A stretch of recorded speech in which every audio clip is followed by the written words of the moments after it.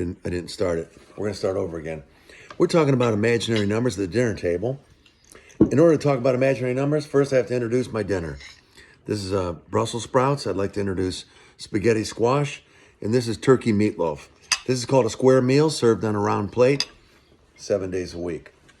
Don't forget the ice water. So we're talking about the subject that people don't like to talk about. Imaginary numbers. Man, it's a weird subject. Okay, what's the square root of 4, Mom? 2. What's the square root of 9, Mom? 3. What's the square root of 144, Mom? 12. She's quick. You take 12 eggs, multiply by 12. 12 times 12, you know how to do it.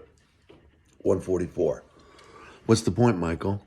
Well, it's time to find the square root of -1. Oh, no, that's impossible. No one knows that. Yes, they do. Mom, what times itself equals -1? Good luck. I have no idea. There is no answer. Watch.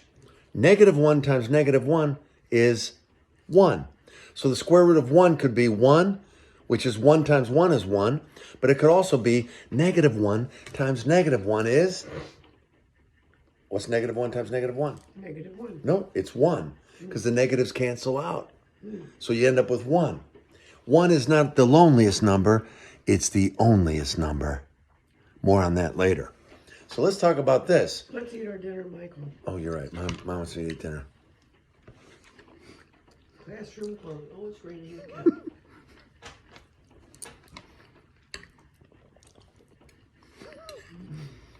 How to eat dinner without really trying. Gotta keep your energy up. Look what's written on my napkin. Last night's assignment. Diddle diddle dumpling, my son John. One shoe. Okay, that's last week. I mean last night. So back to negative numbers, Mom. If -1 times -1 is 1, and 1 times 1 is 1, then what's the square root of 1? What, I guess, I don't know. Because 1 times 1 is 1. But what's the square root of -1? I have no idea, Michael. It doesn't exist. It's imaginary. Isn't that crazy? There's no answer. So mathematicians called it I, lowercase I, like an iPhone. In math, lowercase I is imaginary. So we're going to talk about imaginary. And the professors all talk like this. Michael, eat your dinner before you go teach again. You're right.